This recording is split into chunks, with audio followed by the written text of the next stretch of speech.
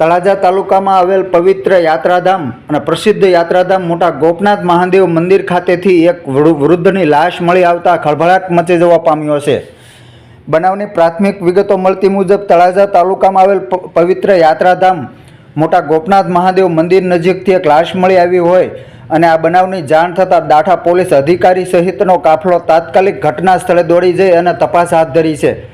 આ અંગે દાઠા પોલીસ સ્ટેશનના પીએસઆઈ વીસી જાડેજાનો સંપર્ક કરતા તેમણે સમર્થન આપેલ કે અને વધુમાં જણાવેલ કે મૃતક વ્યક્તિનું નામ ગણેશભાઈ નાનજીભાઈ નાકરાણી, ઉંમર વર્ષ અંદાજે 47 અને તળાજા તાલુકાના ઊંચડી ગામના હોવાનું જાણવા મળ્યું હતું। હાલ આ વૃદ્ધનું કયા કારણોસર મોત થયું છે તે દિશામાં પોલીસે તપાસના ચક્રો ગતિમાન કર્યા છે।